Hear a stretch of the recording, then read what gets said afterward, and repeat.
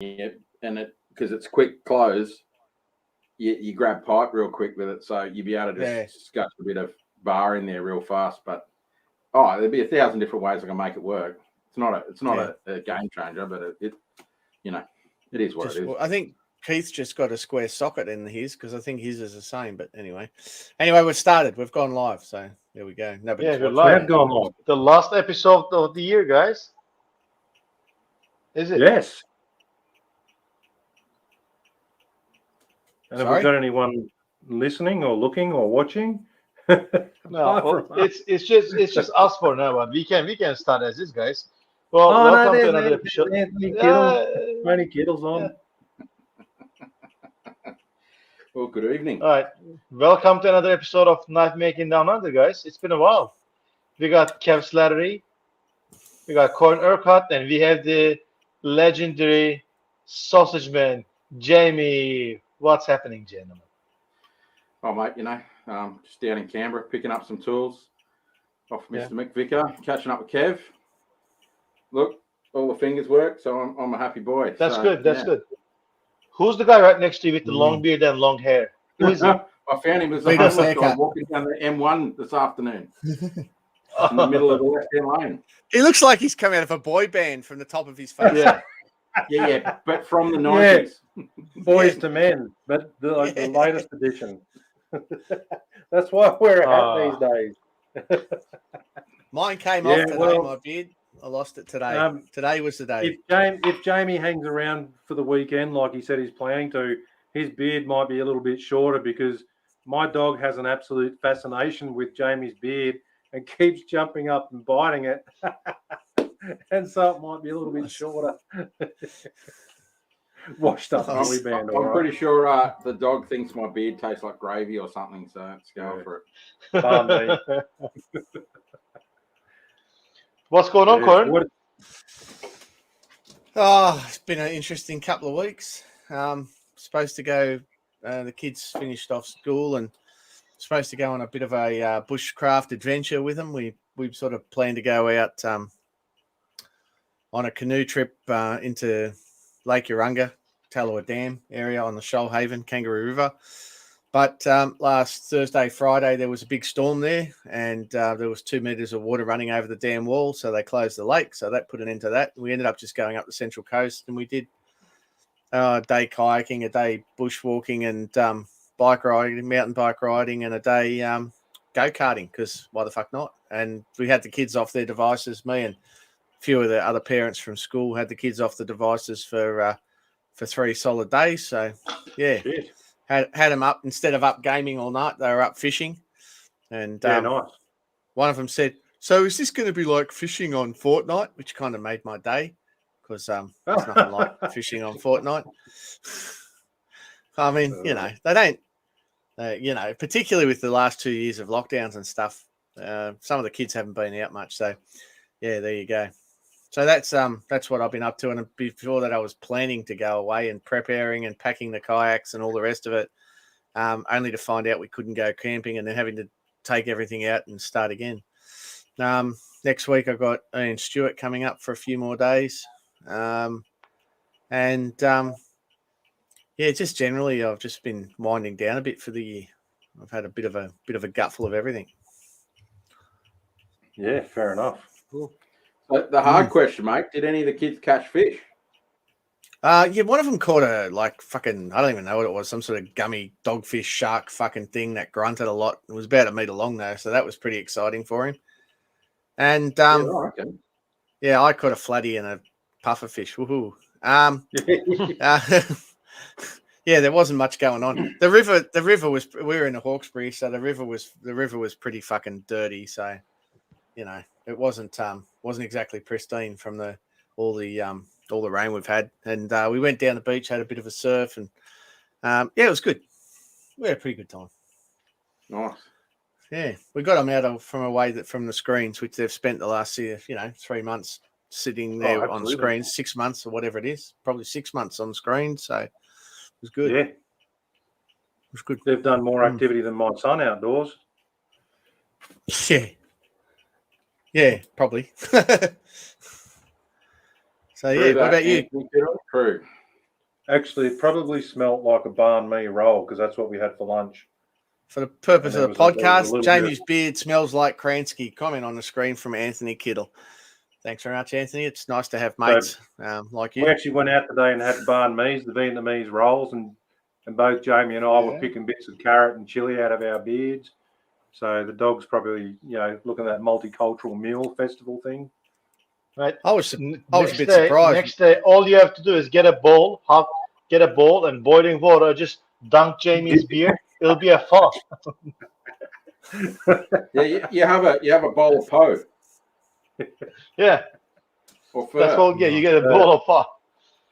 Yeah. Nice. Yeah. So next week's my knife week. Nice. Yeah, you coming up? No. Sadness. I sent you a message. You didn't? Yeah, I did. Did you? Shit, I didn't get it. Or if I got it, I didn't look at it. We've had a couple of hectic period actually. The last podcast you had with Sean on, and that, like I said, I've already thanked Sean personally, but that was a good thing because the father-in-law was literally on death's bed, and he passed away on the Friday, so it wasn't the best time to be on trying to talk about knives and all that stuff, or maybe it was. I don't know, but my wife and I just had a quiet night. Then I got the all clear. I've had a looming health concern, which I went and had a day surgery yesterday, and I've been cleared of the worst of things, which is good. So now I've just got to work out why I feel shit, because that horrible cancer thing is now not on the cards, which is fucking fantastic. But now I just have to go into a little bit more of the why and work out what's going on, or just fucking live with it, which I'll probably just live with it. So it's been a pretty busy, hectic period here. Haven't been on social media very much. Haven't done a massive amount of knife making, but gearing up for it now, which is going to be good. Gearing up for it. So I've had Jamie up in the workshop today, and it's the first time I've been up there for a little while, and we just sat and had a good chat, which is a good catch up. It's been a long time since we've done the face-to-face. It was similar to Mert when he popped in not long ago. We hadn't realised we hadn't seen each other for, or early in January, wasn't it? I was thinking January, but then I come down and did the... we did the wiring, didn't we? Yeah. So it's been a bit quiet for me on that front, but, things could always be worse, as they say. But I'm feeling pretty good at the moment, pretty happy. Focus is now pretty good. What really made it shit though was we went through the loss period, went through the funeral, and then last week my wife had a day off of all the family duties and everything else like that, and I had nothing in the calendar. And I was like, right, let's just have a day where we just do shit. And so the first thing we chose to do was go to the dog park, take the dogs out, throw the frisbee around. And I've had a bad back for nearly 30 years. And of course, the first thing I do is reach in the car to get the frisbee out, like I always do. And my fucking back just went. And we went into the dog park, and by the time we walked out, half an hour later, I could barely move, which really fucking sucks, especially when you've got a good day planned. And then I had to call the paramedics on Tuesday because I literally could not move. And they sent someone around who drugged me and got my doctor, GP, to give me some drugs and stuff. But it was really shit because last week was pretty cool and wet in Canberra, and would have just been the absolute perfect time to get a whole heap of forging and shit done. And I was literally struggling to get up from the fucking bed to go to the toilet, but feeling a bit better now, probably about 80%. Feels 100% now because I've got my mate Jamie here with me. We better not get up to any bad shit this week. Between two of us, we might get 105. We work out about 98. I was going to say 98. Did you get a lot of rain? Did you get any floods? We've had fucking shitloads of rain here, and then we had this crazy windstorm come through yesterday afternoon. I was just getting ready to go down to the post office, and this absolutely massive windstorm came in. And it was funny because I said to Ro, I reckon there'll be a few trees lost in the suburb. And my neighbour from new neighbour from 2 doors down came up tonight.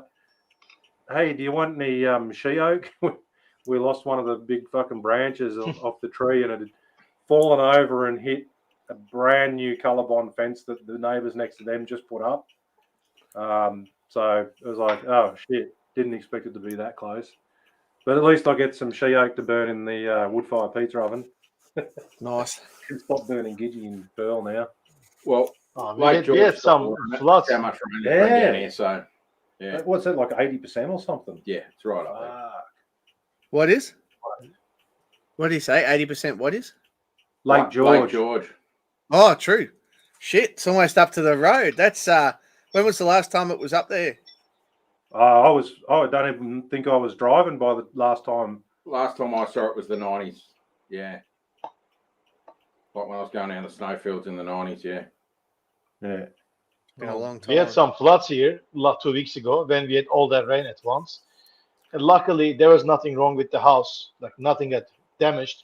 Only places that get flooded in our house is the shed, where I work, and the garage, where my engraving and where I do like knife photography and all that. So any place that gets damaged, of course, had to be my side. So for the benefit of the people that are in America and in a state, they may not know Lake George. Lake George is a pretty famous lake on the route between Sydney and Canberra, and it's basically a sheep station most decades. But every so often it fills up with water, and as the boys are saying, 80% full represents a fair bit of water when you drive past. You can see the mountains on the other side, but you can't see the other side shore. It's quite a long way.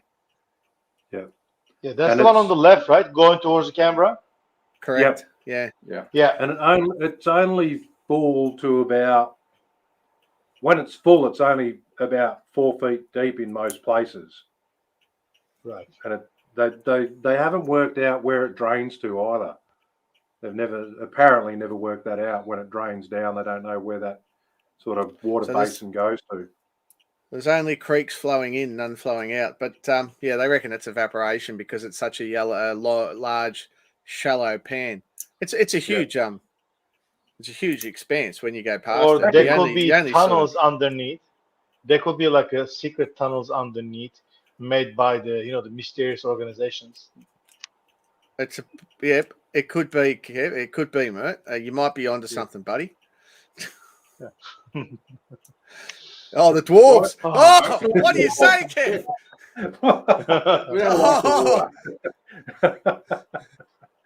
But there was a mystery involved in Lake George many, many, many years ago, where a boat full of people just disappeared, and that was the mystery. Was it's only like 4 foot deep, and they were obviously out in the boat and capsized, and they drowned, and no bodies were found. Did they? All of a sudden, they found their bodies in Amazon from the other side of the earth. Pop. Yeah.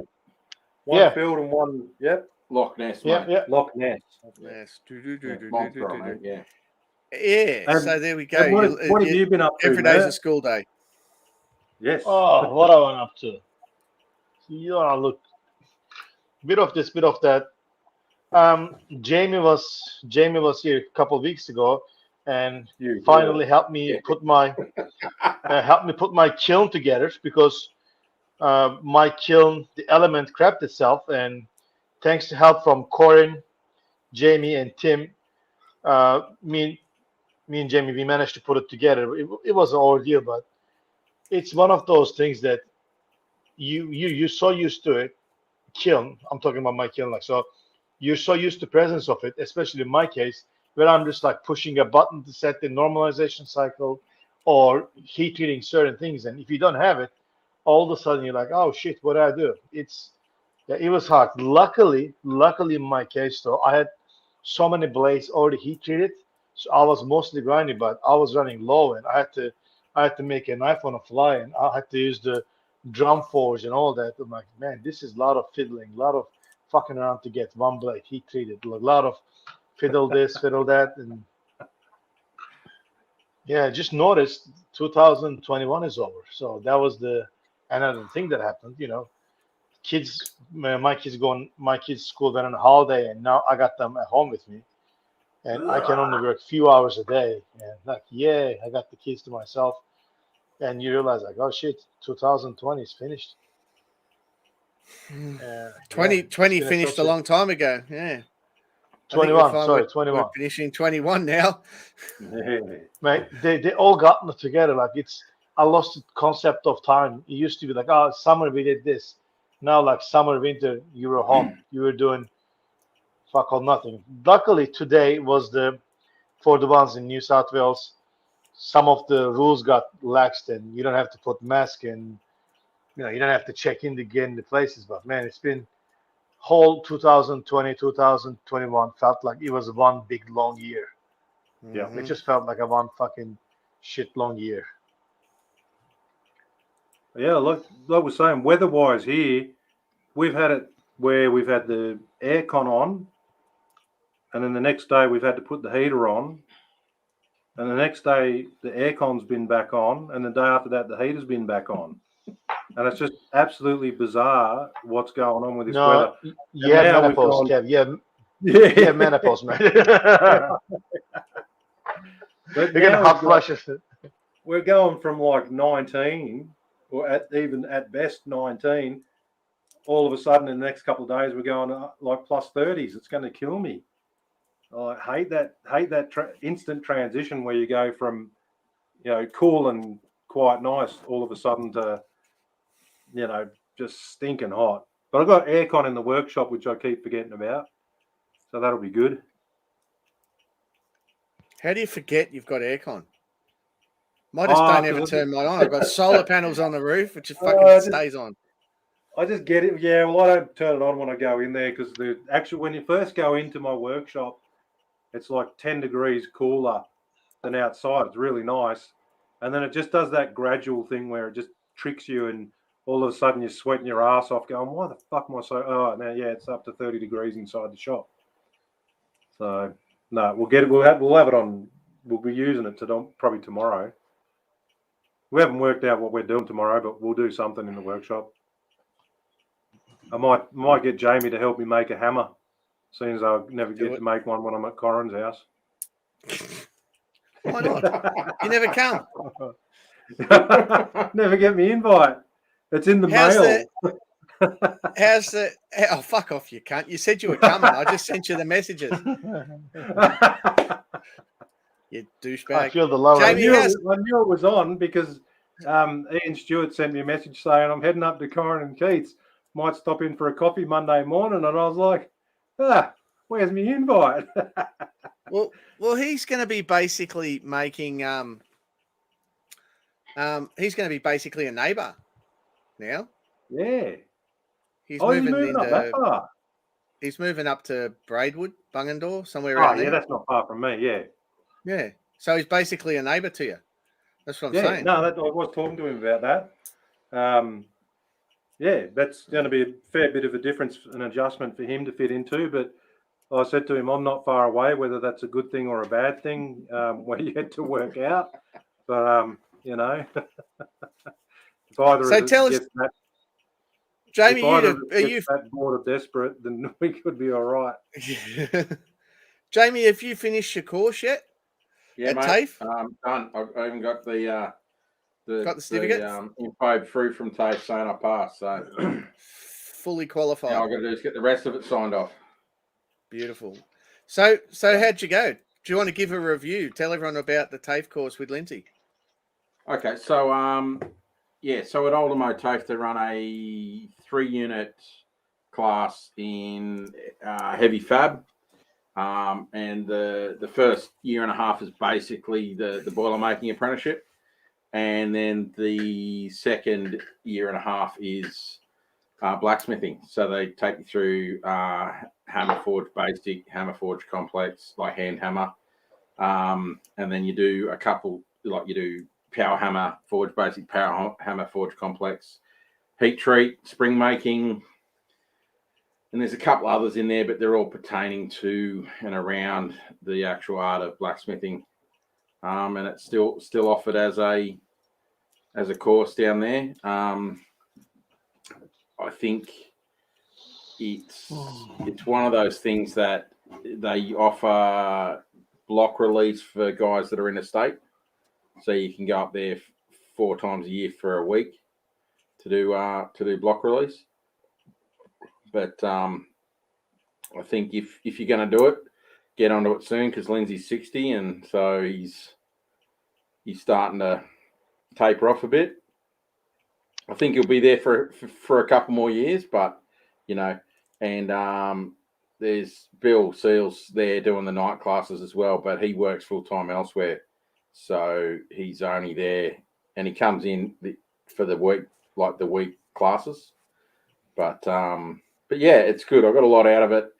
A lot of power hammer skills, how to use it, and forging on that 300 weight Massey down there is incredible. It's great fun, so. And there's other guys there. One of the apprentices, is the Kyman's apprentice, and they've just done a big upgrade and bought a whole pile of stuff. So they're going pretty hard. So yeah, that's quite interesting as well. So it's been good. So how many weeks was it total that you're there? Is it like a day a week for 2 years, or a day a week for 3 years? 1 day per week for 3 years. Yeah. So with all the disruption with the lockdowns, we've missed about 4.5 months in the program. That being said, we've been doing all the theory work for our modules whilst, like Zoom style, whilst we've been having a lockdown. But you get to a certain point where you just can't do anymore. So I just had to go in. So I went in and then did the few weeks we had left plus the block release, and it just was lucky that I did a block release earlier on in the year because of the time we lost last year with the lockdown. So which is like, normally they would never do that, wouldn't never let the normal apprentices come in with the block release guys, but because of the lockdowns they just said, stuff it, just get it done.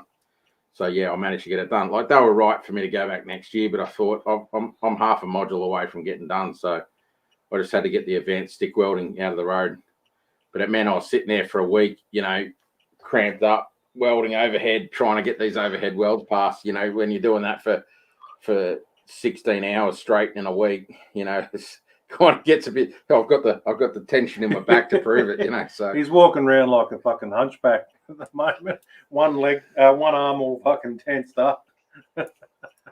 It looks like a mad course. If people have the time to, well worthwhile. And they do I think they do a Tuesday night advanced forging class, which it's just open. You can just enroll and pay your cash and go and do it. Which means it gets you in there on the 300 weight. And I don't think there's a particular curriculum, but it's just sort of like, can you teach me how to forge this? And the guys are just like, oh yeah, do this, do that. Here's the material, off you go.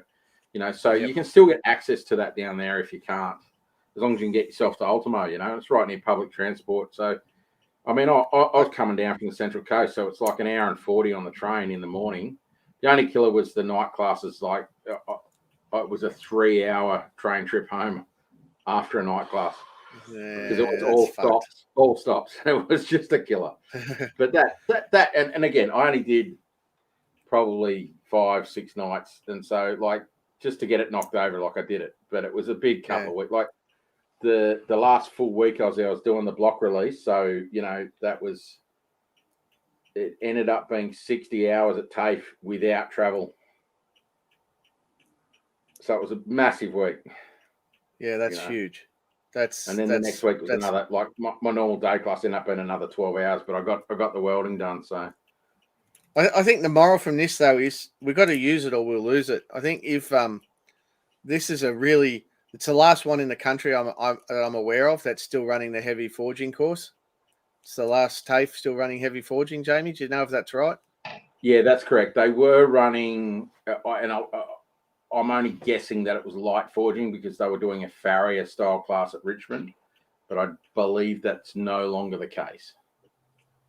In any case, I did forging courses out at Richmond years ago, but I haven't seen anything on it for years. So as far as I'm aware, that Lindsay's the last one. And to be honest, guys, if we don't get behind it and support it and do the course, we'll lose it, which is one thing. But second of all, it's really good to get those skills disseminated through the community. Like even for those guys out there like myself, I can't justify that time commitment to do the course. But the more people that do the course, the more people share those skills, the more we have as a community. Yeah. Oh yeah, it's totally worth it. Like, and I mean, I think if you've got a New South Wales address, which is one of those things to do, it's like a couple of grand for the whole course. Yeah, it's fucking. So if you look it up and they go, oh, it's $15,000. All you need is a New South Wales address, and off you go. So you just have to move to New South Wales, as it were, for your where your results go to. Yeah, got it. Apparently, there's at least 10 apprentices living at Jimmy's place. So,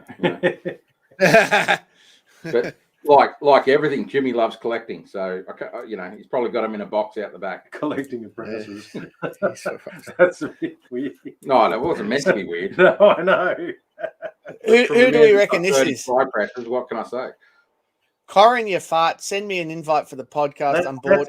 That's our bloody South African friend. I'm bored. Put my mind. He's fucking pissed again. Is what he is. You know what? You know what? He has the Rona again. Yeah, he's got the Rona. Yeah, is that what it is? Fucking Henning. Yeah, he was hitting me up before, wanted to come on. He was crying, needed cuddles from his Australian companions, virtual cuddles. It's the vid. Is that the South African variant? The vid? Yeah, the vid. Anyway, there you go. Corin looks like he's concentrating. He's probably sending links out. Yeah, I'll send him a link. Fucking hell. Awesome. That should be pretty exciting. Send him the link. Send him the link, but let him wait in the green room for a little while. We'll bring him on with 3 minutes to go. We'll fuck with him no end. It'll be fine. Yeah. All right. Righto, there. Oh, Jez, I don't know where your invite is, mate, but that katana you finished, mate, outstanding. Good work, mate. Is that Jez Foster? Yeah. Has he made another one, has he? Oh, I think it was possibly the one he hardened at Ironfest 2019, and he's got it done. Or if it was 2018. But yeah, I remember the year he did one and it cracked like shit in the quench, and it was really it was an exciting thing. The katana went into the glass tank in front of the crowd, and it did the whole thing. The sori bent into it and everything, and then it just went ding ding ding ding ding ding ding. And he looked at me and I looked at him, and we knew the world was fucked. But anyway, yeah, and yet it survives still, I believe. It wouldn't be the same one. That one was fucked. He did make another one. He probably the one he forged. I'm sure he'll tell us all about it. No, I believe that one's his gardening sword that he hacks into the bush with, because he doesn't care anymore. I've seen videos about that. Is that correct, Jez? The old garden sword? Yeah, the last two survived. Yeah, that's it. Awesome. Yeah, that's it. Yeah. Sweet. Jez would well remember the sadness of that one cracking at Ironfest in front of 1,000 people. But anyway. Oh, can only imagine the disappointment. But yeah, no, Jez took it on the chin, to his credit. I gotta be honest. Yeah. Oh, and I finally broke garden. Finally broken, but God, I believe you've given it a hell. What was that? Oh, Jesus. Hello, you dirty Shrek. bastards. How is it doing? Merry Christmas, Henning. Happy New Year. Where your medicine, Henning? Oh, fuck, dude. This is a pile of shit. I'm sicker from all the vitamin C that I'm taking than anything with the vid. Literally, yeah. I had a bit of a sore body yesterday and the day before. Woke up this morning and my wife threw me out of the bedroom because she doesn't want this shit. So me sleeping on the couch. I was like, is my body sore from the couch or from this vid? And I got up and walked around and I realized, it's the couch, mate. It's all. No, I'm doing lekker, man. I'm really a lot better today. Ah, good stuff. You Thanks, guys. You probably need to have a little bit of a break anyway, mate. Yeah, it's been awesome. My wife doesn't allow me to touch anything in the house. So when I want coffee, I just go, coffee, and I get coffee in my hand. And once I'm in the shower, I go, I'm hungry, and I get it. So she ain't touching you in the shower, mate. She might just, you never know. I reckon it'll be a broom with a stiff bristle. A tough bristle broom. Probably. Or the old fire hose, mate. Yeah, well, maybe the fire hose. That'll be good. I mean, sometimes kinky's good. So, what have you got? Have you got the big C, or is it something else? No, it's COVID. I've tested everything. I've got you the are. vid. You are positive. You're positive. Mate, positive. I'm as positive as it gets. I told everybody no negative people are allowed to come and visit me. Fuck them all. Only positive people. Nice. There you go. So are you in lockdown, or are you just still running around the community like a good Samaritan? No, I'm trying to stay at home and not spread it. But I mean, there's nothing serious about it, if you ask me. I hope I'm not doing the wrong thing by saying this, but for me, it really isn't anything serious. I don't know if this is the silence before the storm or what it is, but this morning I woke up and I don't even have a snot nose, mate. I'm really not sick. That little cough you heard was just to sort of freak you guys out. You're a sick bastard. We all know that. Come on. Yeah. Well, there's nothing I can do about that, mate. I'm sick. I'm as sick as I can get. But I don't know why my camera's just frozen up for some reason. I've just got audio, but it's the best side of me anyway. Yeah, that's all right. Looks like you're still coming. It was pretty scary when it was all moving, but now it's great.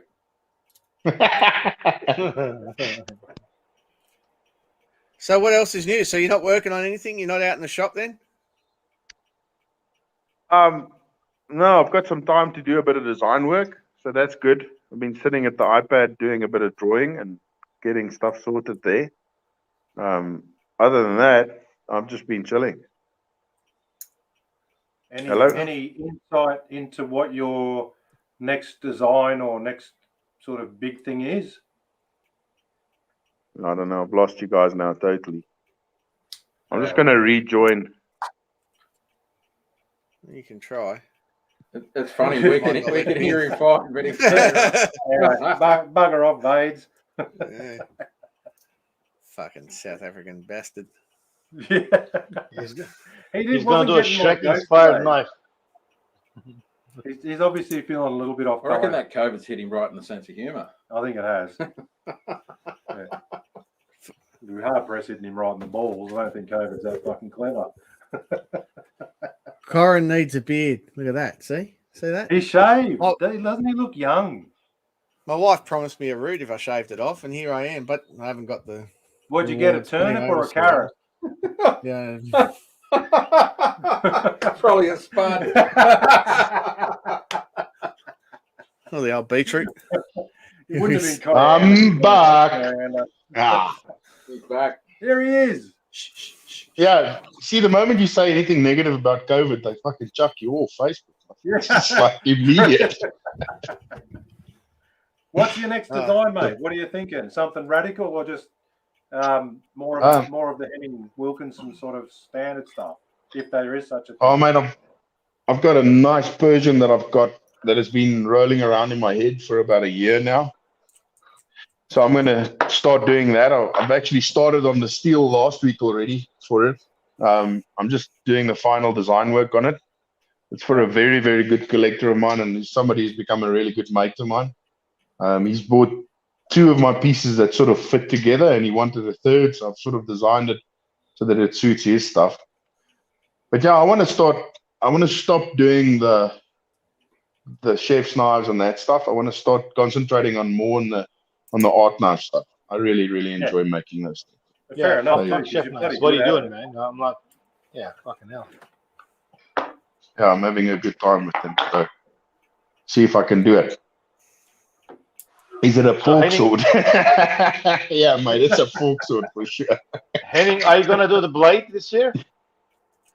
I'm gonna try my fucking arse off. But I was watching a thing again last night about we've been travel banned because we've got this new variant, which is the variant I think I've got. And speaking to our local doctors, they were like nonchalant about it. They were like, dude, oh, you know what? 5 days, 7 days, you can go back to work. You should be fine. So, and in America, they're pushing this thing as the next plague. A lot of my mates have sent me messages from there saying, dude, I hope you survive this. We can't afford to lose you. And I was like, fuck, dude. If you do lose me, then maybe it's a good thing. But, I mean, they're saying that because South Africa has got this new variant, where our vaccine status is at the second booster shot, they're not going to allow us to travel until we're at like booster shot number 4. We're not going to be allowed into the States. So we'll see how it goes. I mean, I have booked my table. Sorry, guys, I just need to get a charging port going. I have booked my table, and I have booked place to stay, and I'm going to work like I'm going to Blade. And if I don't get there, then I don't get there. But if I can, I'm going to be there, mate. I don't want to miss another one. Yeah. Look, worst case scenario, you can send the Blades. Like once you realize that it's not going to be feasible, if you have your table, I'm sure you can sort something out. Somebody manning your table, maybe. Just a thought. You see that it's the thing that I've spoken to with the organizers of Blade. At some point, they're going to have to realize that this thing isn't going to just go away. And if they can make it so that people can do that, because they don't really allow that, then it'll be better for everybody, because at least I'm going to have some knives there. Yeah. So, I mean, the South African knife scene has taken a huge stumble. The guys, they're really, really hard up for work or for selling work. Things aren't easy over here because our economy is not really doing well. But the only answer to it is to try and earn money from overseas. And the only way to do it is to go to Blade, in my opinion. You have to get your face seen there and to have your work seen. I mean, Blade did so much for me. I mean, I got stuck with you bunch of idiots from Blade. And for fuck's sake. Yeah. Fucking nice to love. Yeah. But how was that first day? We saw you guys, you saw us. We started giving each other shit. I'm like, you dirty South African bastards. I fucking hate you've got the wrong attitude, Henning. And everyone and all the Yanks thought we were going to kill each other. And then we started laughing. And everyone went, the Yanks are going, what the fuck happened? What? How? Why are they not punching on right now? Just ignore the South Africans and the Australians. Let them do what they do. What's going on? You know what, JB? I was speaking to Jason Knight a while ago, and he said that he could walk into the pit and he would know exactly where I was. And I said to him, how the hell would you know that? He said he would just listen for the laughter because we were having such a good time. He says those bunch of Australians you were with, it was just hilarious. Wherever we went, it was just laughter and chaos. And it was brilliant. And I mean, it literally took off. It's like you said, it wasn't a thing that took hours. It was like, yes, are you South African? And I looked up at you. Well, I can't remember who it was. I think it was. Working out the lines, and half the boys there were South African. So I've been hanging around with them, imitating them. So I was ready to go. Yeah, I knew. I realized that. Ready to go in my pucky. The only thing that got me was when Jackson came up to me and he went, hey, mate, you're a right cunt. And I thought, fuck, I'm going to beat your head in, boy, because where I come from, that's fucking... And I looked at him for a second, and I'm like, he's been nice to me the whole night. Why would he want to fight now? And I was like, oh, okay. You got to understand, in Australia, we like that part of the female anatomy. That's a term of endearment. Yeah. If he didn't like you, he wouldn't talk to you.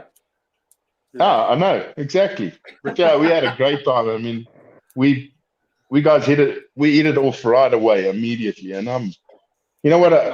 I said to my wife the other day, she said to me, what do you miss most about Blade Show? And I said, it's seeing you guys, seeing my mates and having a good time.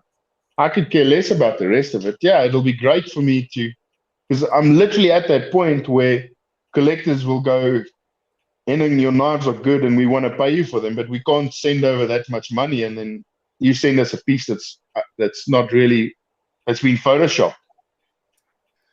So it'll be great for me to be there where the guys can really see my work. It'll be good for my business wise, but that's not why I'm going. I mean, I want to see you guys. I really fucking miss you guys. Oh man, I've already got the whole entire thing. I've got it in my budget to go to Blade this coming year, and I've got it in my budget to go to Seki, and that's the two non-negotiables for me for international travel. As soon as I can get back to Blade, as soon as I can get back to Seki. Seki's you think Blade's a good show? Seki's a different show. It's good in a lot of different ways. Seki in Japan is amazing. It's funny. Yeah, funny. I've never heard of it. What is it, just a show? Yeah, do you know how many people go there, Henning? Like 30 to 40,000 people. Wow. I'm going to have to look into that one. You think Blade is big? They say Blade's the biggest knife show? Like my arse it is. Seki, you stand and look down the street as far as you can see in one direction there's people, and you turn around, look as far as you can see down the street in the other direction there's people. Kev, is that not so? That's true. And you can tell all the foreigners because they're a little bit taller than the rest of them. So finding Kev at Seki was Godzilla. There he is. He's 6 bucks. Oh, man. Totally. I still remember the time that Ewan Gibson, that makes the 84 engineering grinders, Ewan was over there with us as well, and that was his first trip overseas and my first trip overseas, and we were, to say the least, we were very stressed about everything. And we saw and Ewan's got long blonde hair. No, you were very stressed. You were very stressed. I always knew where the nearest pub was at all times. I was fine. I resent that comment. You were like the GPS of pubs in Japan. But we were walking down this street in Seki, and we've gone, oh no, we've lost Yui. And we look down, and there's this taller person with blonde hair and a ponytail. And we're like, oh, excuse me, walking through this crowd of Japanese people. And we finally make our way to within about 15 meters of this person. And it turns around, and it was like some German lady who had the blonde hair with face. And we're looking at it going, well, fuck, where's Yui? And we turn around, and Yui's about 100 meters behind us, waving. Oh, God. Yeah, sounds pretty Australian to me. That's the whole thing. This global thing, we need to get back, even locally here in Australia, we need to get back into shows, because I've been talking to a lot of my knife-making friends, close knife-making friends, and just others in the community, and everyone's the same, man. What we miss most about the last couple of years is that camaraderie, that getting together, kind of what we're doing now. We're able to have a little Zoom meeting here, our five people on the screen, and hopefully more than 20 people watching it. But this is the fun part, man. This is the part that just, the memories and shit, the shit that we got up to, the fucking horsey rides, the little horsey ride in the restaurant for example, spontaneous stuff. It's just unreal. Yeah, we had a really good time, man. I said to my wife, she said to me she's coming with, and I said, well, you better put on your blinders, honey, because it gets pretty rough down there. But it was really, really good.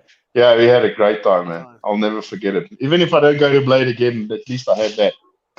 But I'm gonna fucking absolutely. Yeah, well, I you're said not to him, dead yet, Henning. You've only got the cough and the runny nose. You should be all right. mate, if only I've had the runny nose, but it's just me bum that's runny because of all the vitamin C that I've got going. That's all. Oh, right. Other than that, I'm fucking fine. Mert, if you say one more word, we're going to ask you to please keep quiet, Mert. That's enough from you, mate. You're just fucking taking over this whole conversation. Oh, okay. He's fucking gone all silent with us. He's speaking Turkish, mate. So we've got a question from the audience, right? Brad Stone wants to know what tools we've asked Santa for this year. So may as well go around the table on that. And we'll start with our very special guest, Sausage Man. Oh, you thought I was going to say Henning, didn't you? Okay. Sausage is very special. What have I asked Santa for Christmas? There is so many things. What I really need is a DRO for my mill, because doing it by eye, when my collet chuck is a mill off the top of the thing I'm milling, I can't see the line. So it's really hit and miss.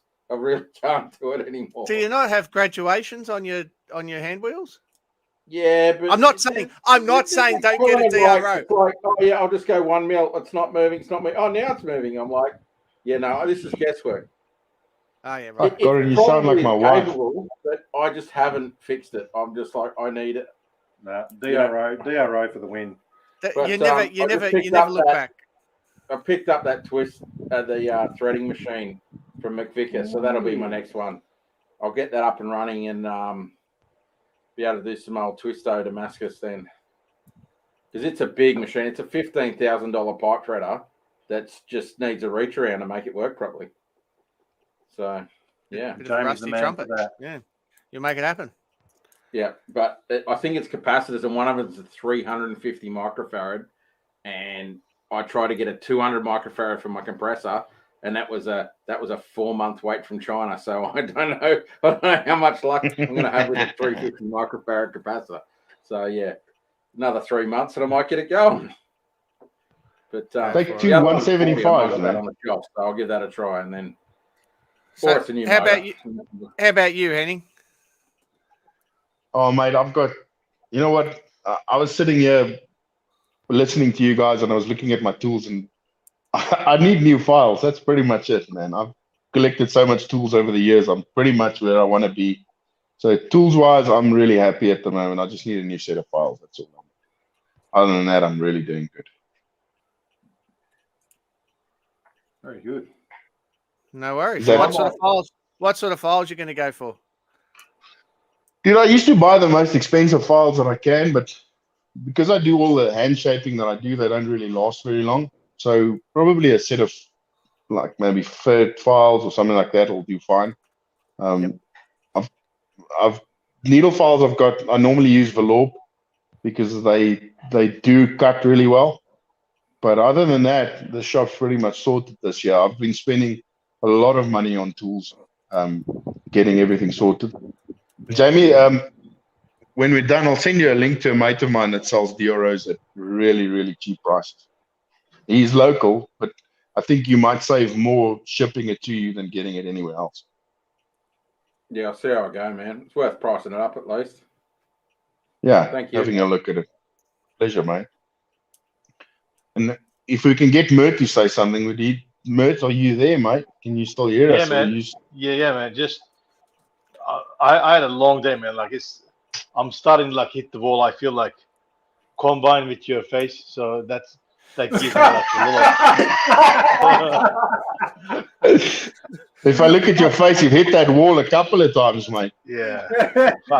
Omicron Henning. It's almost like luckily they found a way to keep you out of US. I couldn't hear that. Say again. No, I said luckily they found the reason or excuse to keep you out of US with this Omicron thing. Oh, thanks, mate. Thanks. Yeah, that probably will. I'll use that in the end. Yeah, please do. So if I was to go ahead and tell what I need for it as a tools, man, I don't think I need like a one major tool, although like getting a mill or something would be great, but I think I need to make a lot of small tools like forging tools, like dies and things like that, because I keep telling myself like, oh, if I make this hammer to, if I make self like a texturing hammer to use under the power hammer to do a random pattern, I'm like, oh, I'll do it later. I'm telling myself, let me just do like a twisting jig for the thing. Oh shit, I'll do it by hand. I'll do it next time. Like those things that I keep delaying, thinking I'll do it later. Then you realize like you're doing everything the hard way over and over. If you just don't be lazy and stop what you're doing, and just say, you know what, fuck, I'm gonna make myself this tool.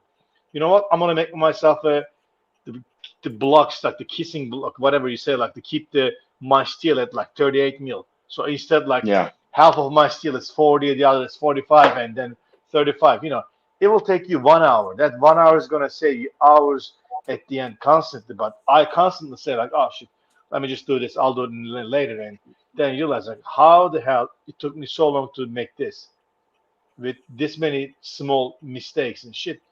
I think I just need to bite bullet and do it. Fucking do it. Make myself tools.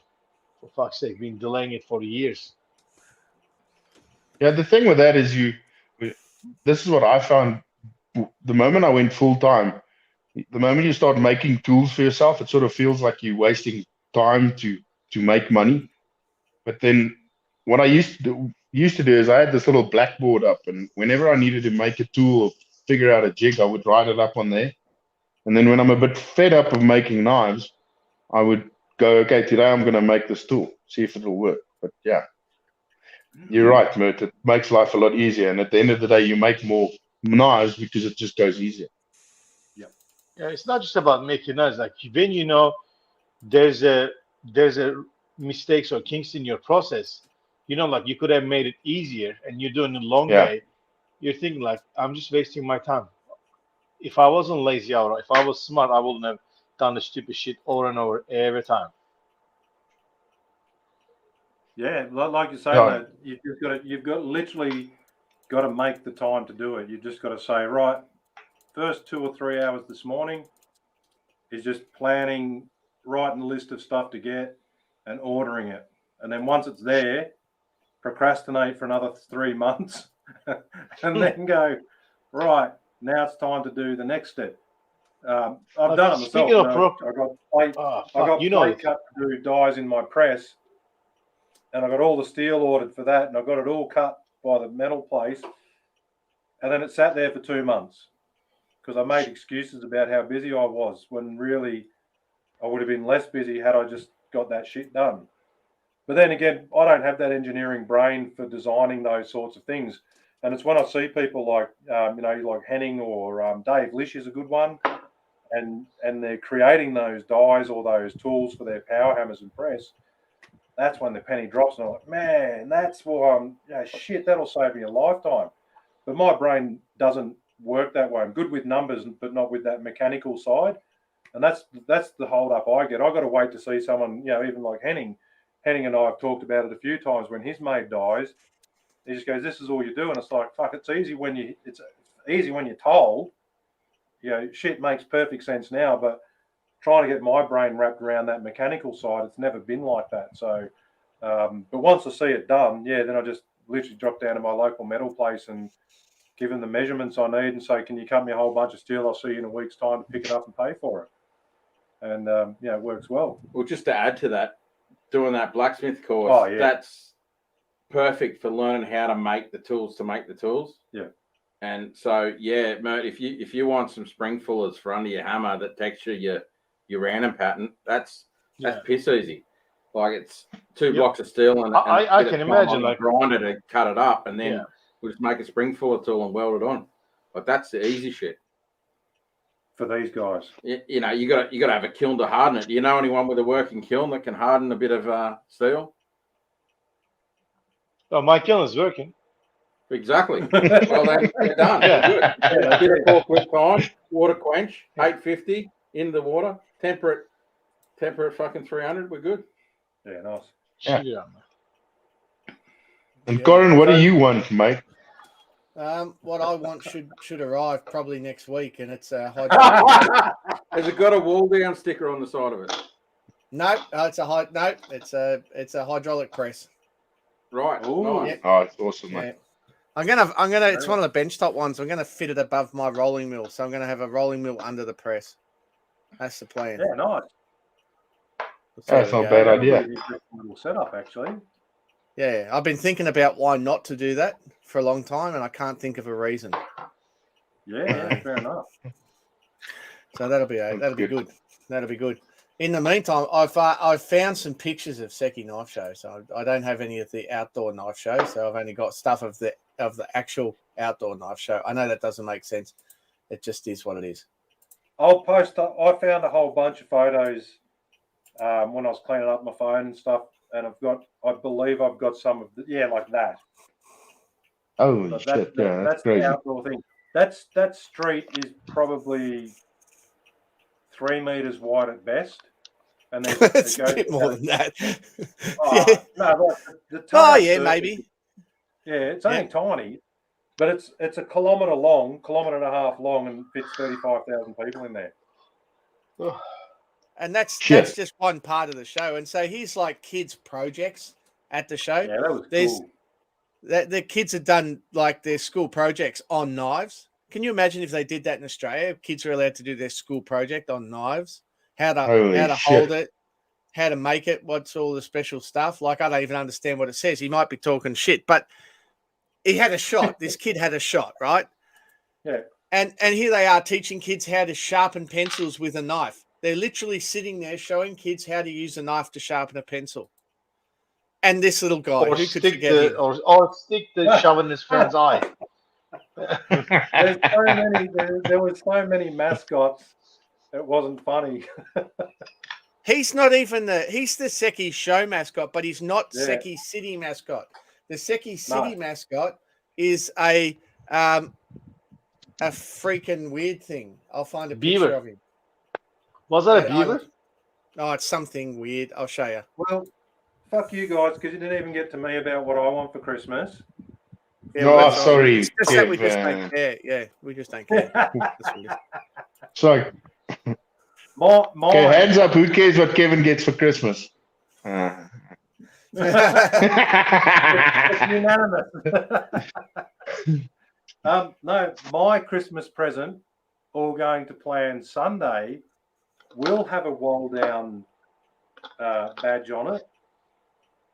I have sourced a few months ago, before the crazy lockdowns and stuff, I purchased a powered hacksaw, and the guy was looking at moving properties and stuff. He's got a big property at a workshop that it's bigger than Corrin's Bunnings Picton, which is kind of amazing.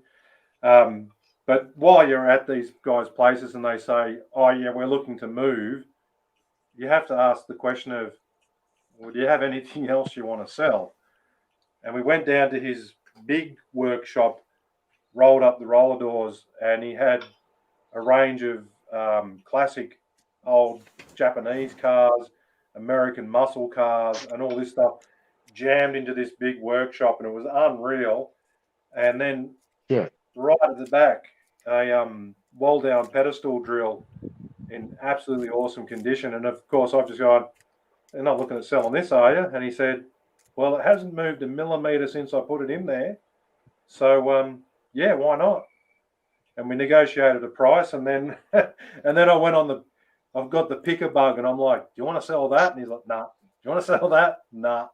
He tried to sell me a really, really old school Datsun import with the Japanese flag, sunrise flag on the roof, which is technically a classic car. And he tried to sell me that, and I'm like, yeah, nah. I know a little date guys that'll buy that. Oh yeah, I know. We'll talk to him when we're down there. He also had a really awesome surface grinder that he was considering selling, but it's 3-phase power, and I don't have that in my workshop. So, and Jamie probably knows a dozen guys that would want that as well. I know a fat bastard with a beard sitting next to you that wants that. Yeah, I know. Who's got 3? Yeah, that's it. So my wall down drill. It was funny because Ro and I were literally sitting next to each other this morning and looked at each other and said, do you want anything for Christmas? And I was like, no, I don't. Not that I don't want anything, but I don't need anything. I'm happy with what I've got. And then, the drill is always going to be just my own present from Santa Claus. But yeah, it's funny because we both looked at each other and went, well, no, we're good. We don't need to exchange gifts just for the commercial sense of exchanging gifts. So that was actually a really nice feeling that the both of us are sitting there just going, we don't need anything. And it's been a strange year. Let's just be happy with just, with ourselves. What you got? And our new neighbours down the road dropped down to see them, and they've invited us down for Christmas morning breakfast, which is going to be kind of weird because we always just have it here. So that'll be nice. And then we have lunch with the family, and that's that. And then I'll come home and hug my wall down drill. Probably even kiss it. Just don't. What model is it? it? What model did you get? I don't even know what model it is. It is in really, really pristine condition. It's a floor pedestal, and I just fell in love with it straight away, and I didn't even ask questions. I don't even know technically if it works. But I'm getting a good price, so it doesn't matter. And Jamie's going to stick around and help me go and pick that up. It's a bit out of town. It's a couple hour drive out of town to get it, but Nice. yeah, well worth it. So, Jamie, I was just sitting here wondering, is your power hammer working now? Is it running? So, yes, it's running. I've got to make a couple of little adjustments to it. The blocks aren't perfectly parallel, and they're not straight or square. So when you look at the blocks, they're sort of sitting like that, and so I can't get a straight edge. I can't get the shoulders to forge up to. It's just a bit of adjustment, but the dies aren't the originals. Someone's made them, and they just haven't made them quite straight. I do have a little bit of adjustment with the way I've mounted the power hammer, but they've also got a kick in them. But I've worked out if I raise the front of the hammer a little bit, but I've got to plate it, like put steel under it, just to stop it wobbling around. Once I get that done straight, then I've got to pull the stuff box out and pull the ram out and replace the seals in the top, because she leaks like a sieve, and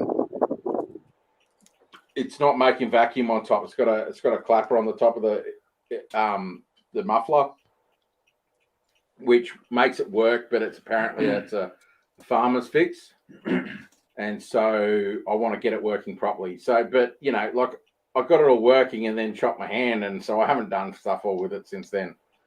But I have been researching, so I know what I've got to do. But that's where I'm at.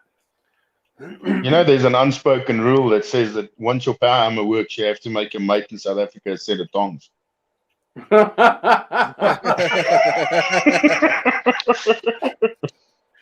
Just saying, mate. I had to make a set of tongs for another mate of mine. I can't remember where he lives, but yeah, when my power hammer works, I make a set of dick tongs, but I can't make them that small on the power hammer. So maybe you can file them. Ask Corin. He's got a jig filer, as far as I know. You can file them. I have a die file. I can file them out for you. Oh, thanks, mate. That'll help a lot because I don't touch this thing anymore. It's like. I've heard it's got COVID, so you can't touch it. Yeah, I'm not allowed to. It's like I don't know what I've been doing. I've been going outside and peeing donuts in the grass, standing there and spinning so that it doesn't drip on me. I'm like, what the fuck are you spinning for? But now that makes sense. Yeah, mate. Have you never done that before? More than 2 shakes is a wank, mate. So you got to be careful. You can't do it. Why? Wank is fun, mate. I don't understand why you want to be careful of that.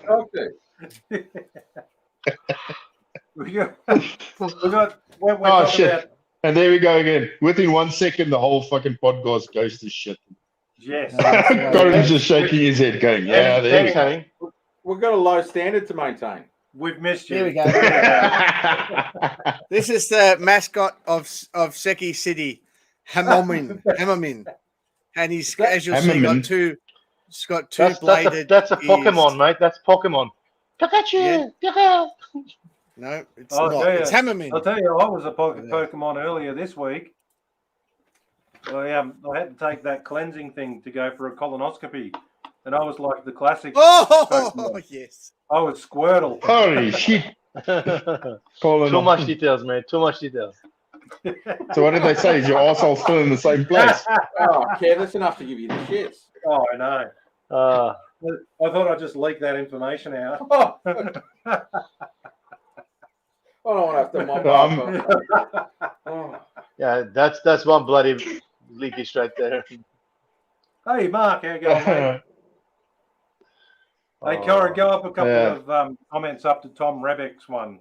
When we've been talking about Christmas presents, this is about how I feel too.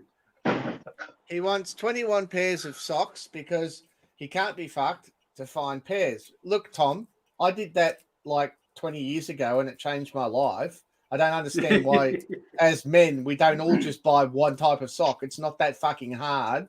And I do it particularly when I'm traveling because it's just easier. Everything's easier. Everything's easier if you just have one type of sock. Yeah, move on with life. I'm with you. I do it too. Same sock. That way you don't get confused. Black socks, done.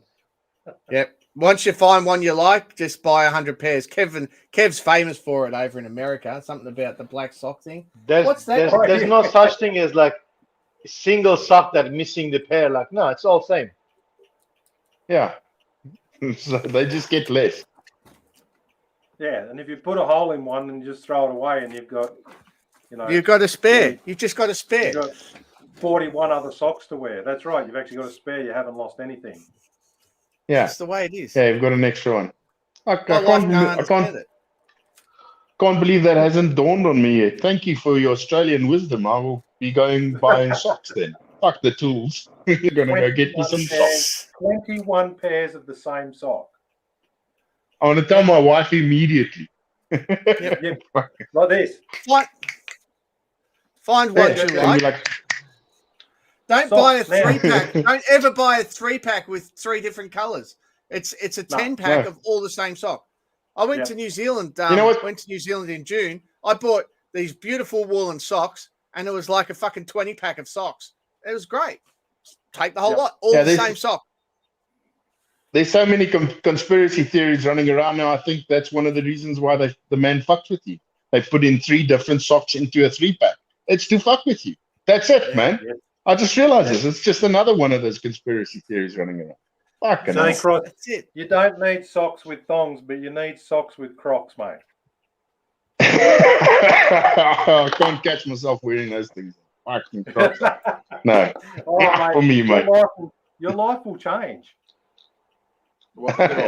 Yeah. Yeah, safety Crocs. I won't go outside anymore. Well, I've got a set of these. These are my safety boots. You guys you've seen me do some serious forging in these. So why don't you want to go out with the Crocs? Do you think the zebra's gonna pick on you? No, mate, we've got real crocodiles here, and they might see me in that shit, and then I'll lose my street cred, and I have to hand in my man card and all sorts of shit like that. All right. I worked too hard for that, bastards. I'm not going to hand it in. You must have worked hard if you got it. Or been good with your lucky dip.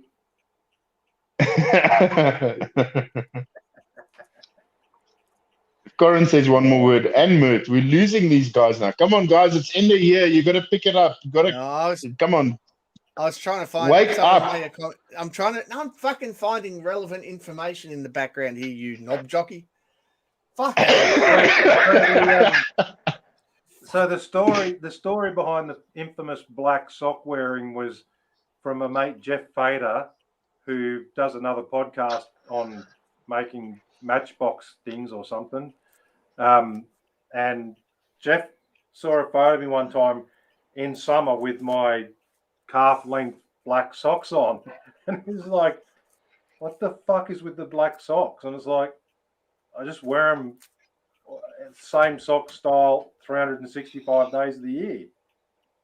And he couldn't get it. And then at one of the local department stores, I found a pair of 3-pack of black socks that said Blacksmith brand black socks. And the last time I went to Blade Show, I took him a packet over and said, "Here you go, mate. Here's some black socks to wear in summer." I don't know if he's worn them. We do know that he enjoys his kangaroo sack bottle opener a bit, though. Yes. Yes. You got to grab life by the balls. I haven't. Kev.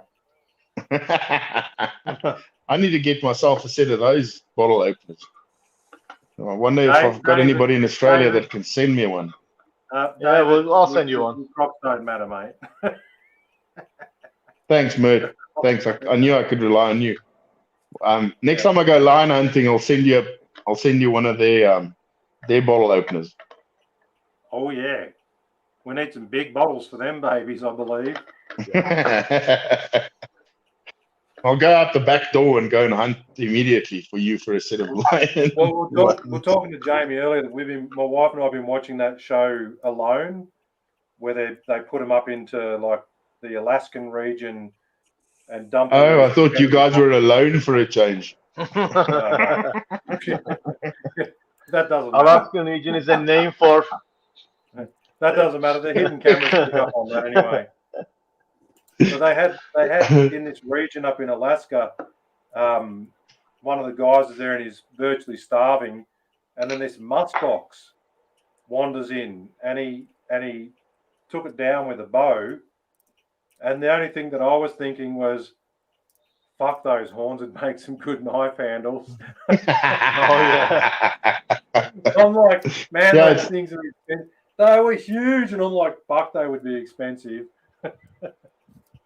Oh, It's yeah, funny yeah. how your perspective on things change. I see giraffe and I go, geez, I wonder how many slabs are in those legs. Yeah. How much juice do I need to stabilize that? Yeah, pretty much how it goes. Yeah. Like I got one of those messages again. I don't know, but it's deep. I'm reading. He said, "What are you looking for?" I'm just looking at the messages. Oh, Oh, he's okay. looking at messages now. No, the comments Yeah. section. I'm reading the comments. Oh, right. Jesus Christ. Not all of us can sit Yeah. there and talk crap about stuff that's totally unrelated to anything knives. All right, No, so that's because that season Oh. of actually what's relevant about that guy with his with this alone environment is obviously they get to take like 10 items along with them, and they all take a knife along. And it's interesting to see the different styles of knife. But that guy with that muskox plugged it with an arrow, and he got it like in the rear quarter, and then sort of followed it around for a while, and it finally started to lie down. And then it made it sort of last chance to get up and go. And the dude is literally just fucking run up, had his big hunting knife out. He's just run up to this like 800-pound muskox, stab, run off. And the thing's turned around, looked at him, then he's charged back in, like stabbed it another couple of times, and finally the thing fell over.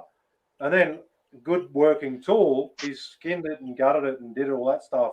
But then he was two miles over really shit terrain to take the thing back. So he ended up pulling out the heart and eating half the heart raw while he was there. But no spoilers.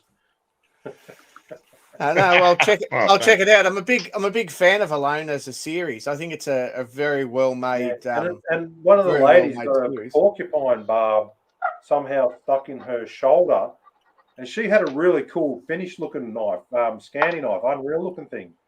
And she had to cut open a skin and then pull this barb of a porcupine out of her. So good to have Fun a knife time. handy, especially if you're No, in Alaska. fair enough. Yeah. There was actually a season of Alone that was won by a guy who technically didn't take a knife. What do you think? Is he the one that Max? took the bloody cold steel shovel? and We're a- talking about and today. He had a Leatherman and a shovel. So Leatherman, I guess, is a knife, but not a standalone knife. And he took a shovel and he sharpened the edge of the shovel. Yeah, that And, was the cold steel one. That thing was a fucking Yeah. weapon. That thing's unreal. And that guy won that year. So that was Patagonia. Yeah. Is it a tactical shovel? It was. Yeah, it was a tactical shovel. It really But that- was. But that guy was. It is now. Getting us trouble. He got dealt a shit hand for his location. Like he really did get a shit hand, didn't he? And he stuck it out and he won. So like, it just goes to show it's all about PMA, positive mental attitude. Remember that guy? PMA. He was out the first night. Fucking gone. But the other one that I put you onto that's totally not knife related was Project Binky, which you said, quote, what, is that some gay thing? And now you're an addict as well. So yeah. I'm up to episode 30, and then we had to have a break because we're catching up too quick.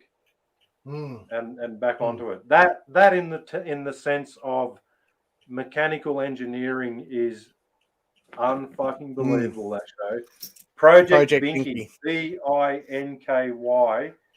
Watch these two pommy guys try and put the running gear of a Celica GT4 into a Morris Cooper Mini, and do it proper. Do a proper job. They're not fucking around. It's a proper job. You can watch it now, and it's a binge. You binge it now, and you literally watch these guys go from young guys with black hair to old men with grey hair. And they're just like us. Serious, they do. And it's taken them several years to do it. And yeah, we're getting close, and they still haven't finished. But it's like, you want to watch people with a fucking cluey fabrication thing, watch that show. Holy shit. Very good. Yeah. So what have we got? My daughter just walked in here. Have a look at what? Apart from David Heron telling me why I don't get laid. Well, there's a few reasons, but we won't worry about that. Well, he's blaming the Crocs. The Crocs are the least of my worries. Take a look at my girlfriend. She's the only one I got. That's the Crocs song. That's the official Crocs song. Take a look at my girlfriend. Oh, fuck my ribs. It's gonna... Yeah, that was one of the sayings that came out of Blade Show last time was, oh, fuck my ribs. From all laughing. I went home and I had a six-pack and my wife said, what, didn't you eat and did you work out? I said, no, it was from all the laughing. I went home with about a fucking 4 cases attached to me. All right, yeah, I've never slept like that on an airplane in my life. We got a comment from Ash Edwards. G'day, guys. I've got you playing in the background while I prep for a Christmas market I'm presenting at tomorrow. As usual, I left the sharpening to the last minute. I've got 11 cooking knives and 9 mini cleavers.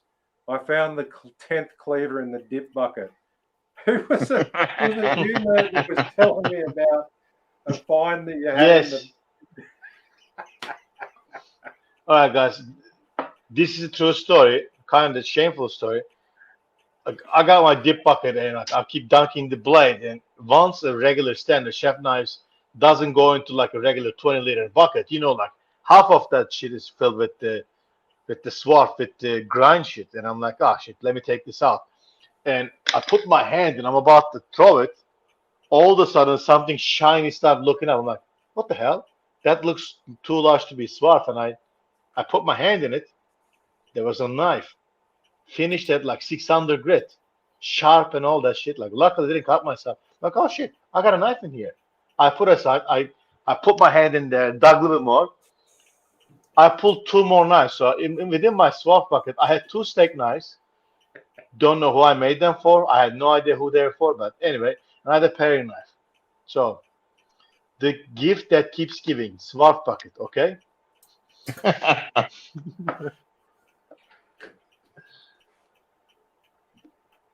So just trying to read what... We've all gone silent because we're trying to read. Reading it says, I did a work trip into the bush this week working with some bees. My boss was pointing out dozens of species of box, gum, and mallee, all sorts of different natives. I was just looking out the window at all the trees, wishing I could get a few slabs out of them. Yep. Yeah, that's what happens when you start making knives. Every freaking thing turns into a handle slab, and every piece of Everything's a knife steel, handle. yeah, everything turns into a blade. Yeah, it's the way it is. Absolutely. Welcome to the addiction. It's what it is. Yes, Love this indeed. addiction. Doesn't end. It never ends. No, it's just the next thing and the next thing and the next thing. Oh man, I'll be you have on to my see death- those I'll be on my birds. deathbed. I'm going to be on my deathbed looking at Facebook Marketplace. Another wall down. One more wall down. One more wall down. The Aldi Yeah, that I go always. to in a parking lot, you have to see the birds in the bottom of the tree trunks. Like they got these like massive slabs of birds in the bottom. I'm thinking like I'm gonna go there one day early, but saying that this is Cessna, and so I wouldn't be welcome with the All you got to walking with do, the chainsaw. all you got to do is put on your fluoro hoodie Yeah. and your vest. I'll loan you some high vis, mate. Then you Yeah. look like council. Put on high vis. Yeah. Put a couple of cones around the tree, and then cut Yeah. the fucking thing down and go. Just trust me, man. But I've you marched gotta- in the building in town. I'm supposed to be there, and people go, "Who are you?" And I'm like, "Oh, I'm here to do all your maintenance on your stuff and things, you know, blah blah." And I just act like I'm supposed to be there, and they just go, "Oh, okay." I'm like, no, they never asked to see the email that says that I'm supposed to be there. So you just, you know, act as if you are, and then you do. It's it, confidence. But if you're gonna pull the council one, you just gotta remember to move slowly and take 3 days to cut that thing down. Exactly. I was going to say, set it up in the morning and come back the next day to cut it down. Yeah, otherwise you're fucked, mate. They're gonna make you. It's amazing how that's a universal thing because it's exactly the same here. But what We've we got- need to do, I think what we really need to do to make this very authentic for Mert is that me and Jamie need to accompany him. With a stop go and just lean on it. Yeah, and just I'll lean on the shovel and Jamie can have Yeah. it up his top You guys found the Yeah. Kev. You guys two found ethnically making work, right? You bastards. I'll have to black out up in your area. I'd have to black out a couple of teeth.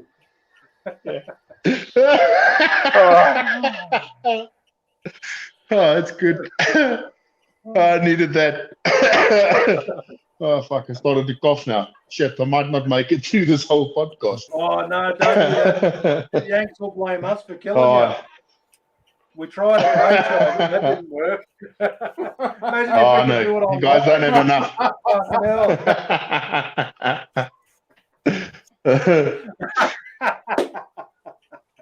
Progress on the strong saber, Mert.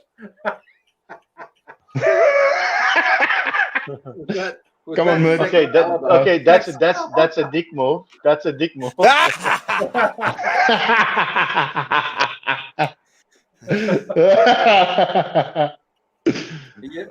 hardness was fine, but it came out. The hardness was fine, but it came out slightly bent to the left. I had to bend it back. I had to straighten it. That's for when you're fighting around corners, mate. Yeah. You probably don't want to take the advice we were given recently. Was just hit it with a hammer. That'll straighten it. Oh. So you're having problems getting your saber straight there, Mert? Well, they're not meant to be straight. Yeah, but they only meant to have one curve into, like one curve, one direction, mate. Right up at you. Like Yeah, a just saber slightly man. pulling to the left. Yeah. I'll just temper the bastard straight. One direction. Oh, Stick it in the oven there and temper it straight. What?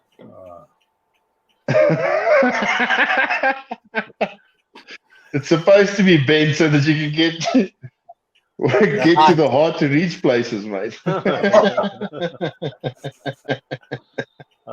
Race to the bottom, huh? Oh, yeah. Yeah. Thanks for spoiling our professional show.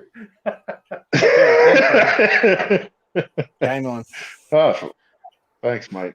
Yeah. Oh, This time it wasn't Oh. even my fault and you thanking me. yeah.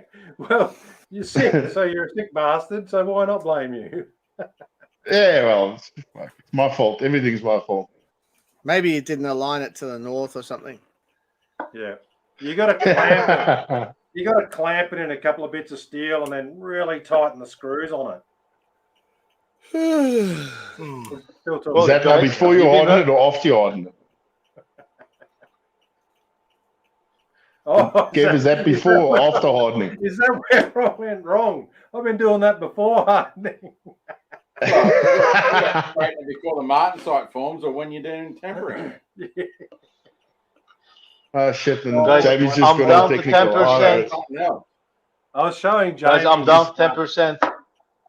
I was showing Jamie one of the student example knives that I make when I run the classes, and I was saying, about the rule. We say we don't make mistakes; we make smaller knives.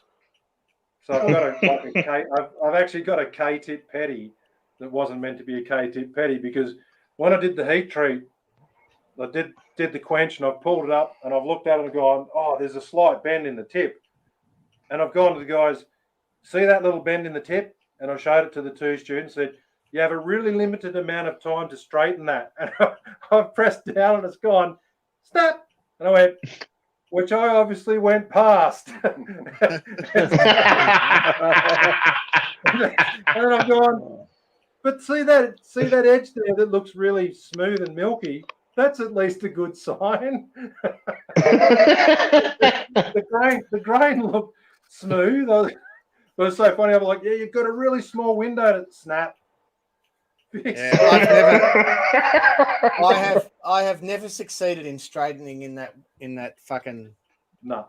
My job, my me thing neither. now, literally is to wipe the most of the oil off that I can, stick it in between two bits of angle, and clamp the thing so fucking tight, and then temper it in that, and then you let it cool down and temper it and let it cool down, and then it should come out straight. And if it doesn't come out straight, that's what we say: hit it with a fucking hammer, and it'll straighten. Yeah. Well, Or it'll break either way. You're happy. Sorry, when I did a class with Nick Rossi, he said it's too hot to hold, so it's up above 400. The smoke's still pissing off it, but it's not setting the oil on fire. He said you've got between that and about 200 to get it straight. Yeah. So that's when you try and straighten it. I've watched Kevin Cashin do it, same deal, and he had gloves on and he got daggers perfectly straight, but I just can't do it. I'm not doing it in the right zone or whatever. I don't even try anymore. Yeah, that's maybe because you do one knife a year, Corin. Sorry? Yeah, probably. And maybe probably because you do one knife a year. They're 3 inches long. And if they're not straight, you grind them. Because it's a 2-inch long blade. You're like, surface grinder. Slap on surface grinder. Do they make angle iron that small? Is it worth it? Where do you find clamps for that, mate? It's like super small clamps. It's not the size, fellas. It's how you use it. Yeah, the owner of a 9 kilo Anyang. That's what it says.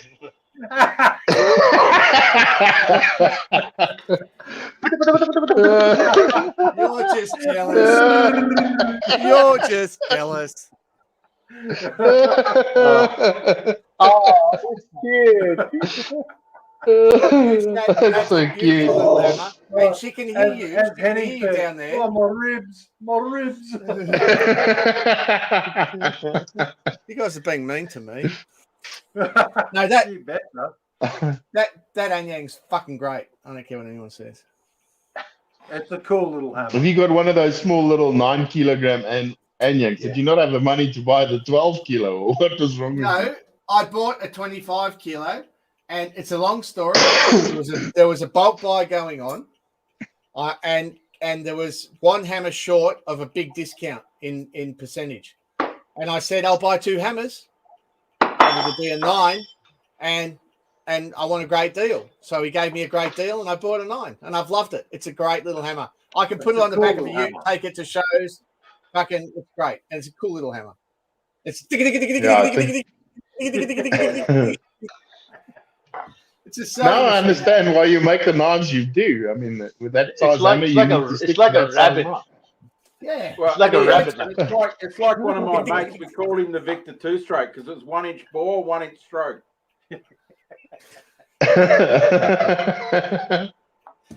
something like that. No, it's good. No, but It's a good little hammer. I wouldn't. It goes, if it it was goes the only really hammer, well on making knives. Yeah. if it was the only hammer I had, it would be very sad. But because it's not the only hammer I have, it's actually set up with cutlass dies, and I just use it for bevels and for just like small stuff, and it's great. It's wonderful. Works a treat. Yeah, It does. there's one floating around here somewhere in South Africa. I've been trying to find it. I know the original owner was Des Horn, but he sold it off, and the next guy sold it off, and now it's sort of hanging around somewhere in storage. I want the thing for I want to put it in like my pub one day, Yeah, just to they're have fucking something cute. like that. They're cute. Yeah, just to It's start the it up cutest and let it sit there going chicka chicka chicka.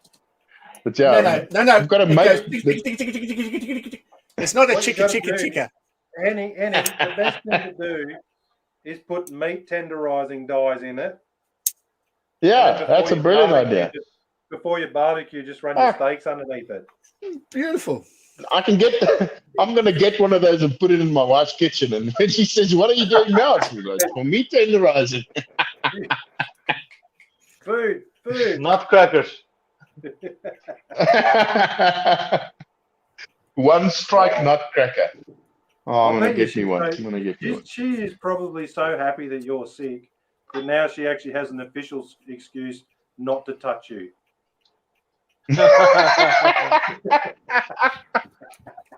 Well, by the way, I piss her off so much. She's probably even got a good excuse on a daily basis, but she still likes me for some reason. I don't know. Touche. Yeah, you know what? I was sitting thinking about this last night, and I was thinking I've done pretty well for myself this last couple of years, mate. I've got a good wife. I've got a good bunch of kids. I've got a shit ton of mates around me that are good people. So I've got a lot to be thankful for. So fuck it. I don't know how I managed it the way I am, but I think a lot of us are surrounded by or do the same, and yeah, we've got a lot to be thankful for. I thought it was a It's all really good at the cute. end. I thought that was a really cute video with your daughter bringing that blanket to put over you to cuddle. Yeah. Can you just tell her from me a little bit of advice? Put the pillow over the top and press really hard. I'll tell her, Give mate. Daddy Thanks a lot. I'll tell her. Big cuddle. Yeah, I'll tell her about that. My wife's got a little bit haywire with us, so nobody's allowed to hug anybody because we don't know who I've given this to in the house. They've gone and did tests yesterday, but they're all negative. So now she's one of those kids that she doesn't work without hugs. She needs them like at least 3 or 4 times a day. So yesterday I was making coffee, and she would come up to me and she would just put her shoulder against my back and just lean against me for a second and then walk away. What does she need 3 times a day? I couldn't hear. A hug. Oh, sorry. You dirty bastard. But anyway, so last night she was standing there and it was bedtime and she was looking at me and I said, What do you want? What's up? Why are you looking at me? She goes, no, she needs a hug. And my wife said, throw a blanket over him and go give him a hug. And then my wife I was lucky enough my wife took a little video of it. But yeah, she's it a was special cute, little mate. thing. It was really cute. That was quite touching, actually. Yeah, to me too. That's why I cut that video off real quickly. I was a bit teary-eyed over that afterwards, but yeah, it was good. You big softie. At least I know. Yeah, I am. I really am a big softie. But Once you get me hard, I'm hard for a long time. Oh, Jesus Christ.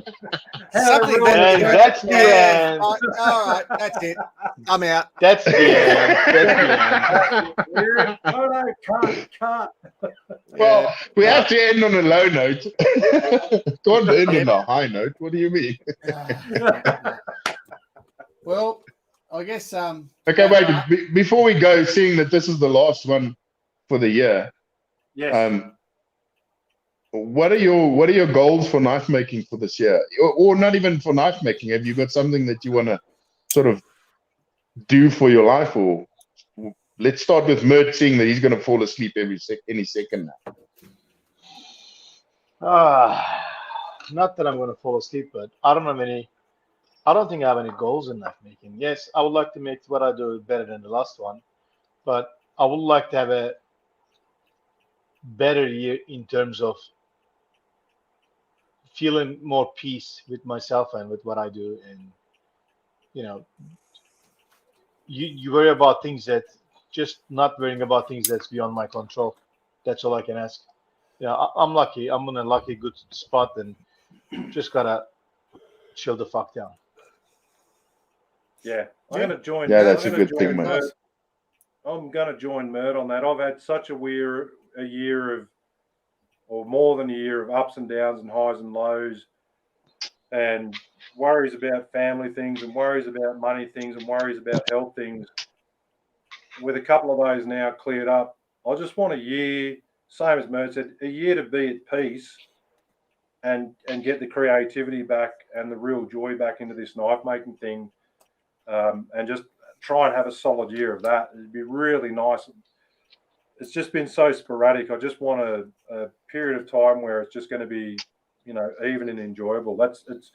Sort of think about it, it's not too much to ask, but sometimes it could be. You never know. But I think I'm on the right track. Like I said, clearances in health and some family things are now sort of out of the way that we no longer have to worry about. I've got a pretty good step up in that place. I've just got to calm down, relax, and go with the flow. That's all I'm after. Yeah, mate. In the end, that piece is something you can't buy, and yeah, that's it. That's what I always say. I mean, too many things. That's why I'm always. I was just going to say, too many things this year have just been in the back of the mind. While I've been trying to work, I've been thinking of everything else rather than what I'm doing, and it's not a good thing to do. You need to be focusing on what you're doing at the time. So, got that luxury at the moment. That's awesome, man. I'm glad you guys. You, Jamie, you're right here next to me. It's weird because I'm looking at you on the screen. I realise you're right here with me. I've just been contemplating it, and like my first thought was like, something silly like I just want to overcome goat syphilis. Yay! But no, I don't have that, so that's okay. We're not talking about that. My nickname at school used to be Goat. Look, to be honest, I've been looking at, like, as far as my knife making is concerned, just presenting my knives for full membership of the guild. But even like that aside, which I'm starting to get the point where I'm happy with what I'm producing. Which is the biggest struggle is, I try and be too perfect with stuff and then I never get it done because I'm trying to chase something that doesn't exist, and so I just need to incrementally increase my, my personal best and keep going till it's at a point where, the guys that are assessing me will go, yes, that's acceptable, rather than never make it because I never get it perfect, you know what I mean? But also getting to a point where I can actually put out some of the knives that I'm making and just, like, I make the odd commission knife for mates that ask me, but I'm not actually selling. Like, next year, I'd like to sell one knife to a stranger that buys something off me and then is happy with it without me, it's a low bar, but it's the first step, Yeah, absolutely. Getting it out there. Good step. So, scary step. And other than that, just, getting power hammers going, getting this rest of my blacksmithing stuff squared away, and just seeing where that takes me in the future. Fair call. Yeah. You know. And how about you, Henning? Oh, mate, I don't know. I just want to stay where I am at the moment. I'm so happy and content in what I'm doing, and that's why I'm always so thankful for what I've got. Because I spoke to a guy the other day, and he was telling me about how sad he is and how bad things are for him, and blah blah blah. And only thing in the back of my mind is I am. If you want to look at a person that is truly happy, then I am a picture of that, because I'm doing what I love to do, and I don't know, for some reason everything I touch just turns to gold, and I'm just really blessed. So I just want to stay where I am and just keep working as hard as I can at trying to see what is still left in me. What can I come up with? What can I make that's even better than what I've done before? Push the artistic knife thing, man. That's where you've got to go. Yeah, I want to really get into that, and just I've started looking at buying tools or working on tools for stonework now. And I just want to, I don't know, I'm so excited about this whole journey, because the fear is, I don't know, the fear is gone. The fear of worrying about selling the pieces and getting them done, and will they be good enough? I just got to stick my head into it, and that's all I want to do. Is I just want to be in the shop and work. It's like I said to my wife. She says to me, "Are you having a good rest at least now?" And I said, "You know what? Yeah, but my mind's not resting. I want to get back in the shop. I want to go and work, because it's my happy spot." But yeah, I want to see what I can come up with. That's what I want to do this year. Just have a good solid year, and I want to try and help my mates get their names out there so that they can share what's going on with me. Yeah. I mean, there's so many brilliant knife makers out there that nobody's ever seen or heard of, that could very easily make a living off it. But it's just a tough thing to break into that market. So yeah, that's basically what I want to do. Yeah. Good time. Oh, Mert's falling asleep there. Sorry? What about you, Corin? What about you, mate? Yeah, I this coming year I've got a few things planned. Bit of collaboration. I want a bit of a change of direction. I think Mert's battery just went flat. Yep, that's about the right time for that. Yeah, I'm going to take a different direction this year. So I'm finishing off this barrel knife that I've got in the works, which will be finished probably by June next year. And then I'm going to change direction a bit in my knife making. I just probably won't do any more barrel knives and get on to something else. Yeah, I got a bit of an idea. I've seen some stuff. Saw some stuff when I was over in New Zealand, and got pretty inspired to give something different a go. So that's what I'm going to do. Yeah, nice. Yeah. Do it, man. Yeah. Look forward to it. Yeah, we'll figure it out. Yeah. So got a fair bit of collaboration work, and just I don't know. I didn't have the same effect from lockdown. Like, I know people bag me in the comments because I didn't have a problem with the lockdown personally. I felt it was really good. It's just my life is different. I don't rely on classes for my income, so it didn't affect me like that. What it did do for me was it gave me 3 hours every day of commute time, which I would normally lose. So for me, it was totally different. And I really got a lot done around the workshop. I went around my whole workshop and I did all those little jobs that Mert was talking about. And I'm just so stoked with the whole thing that I can't, now all I've got is excuses, like the shirt I've always wanted to make. It says, some people make knives, everyone else makes excuses. So, yeah. I'll have a 2XL. Yeah, it's a good shirt. Yeah. So talking about shirts. It's in the mail. I said, I tried. I tried to post a piece of steel and some shirts to you. And the price of the fucking freight scared me from it was unbelievable. Yeah, mate. I thought, no, it's crazy. I'll fly it to Blade Show and give it to him in person. Yeah, that's it. Yeah, seriously, man. I tried to post you a T-shirt, and I could have flown to Blade Show with the money DHL. It was like, I don't know, in German, DHL represent, rip off every bastard or something. But, yeah. But I reckon it's something to do with South Africa. You guys are just getting scammed or something. So, look, honestly, I will. I always go to Blade Show with a suitcase full of shirts. It's common knowledge, and there'll be a couple in there for you. But we just have to wait till the stars align, and you know you've recovered from the big C, and we all get over it.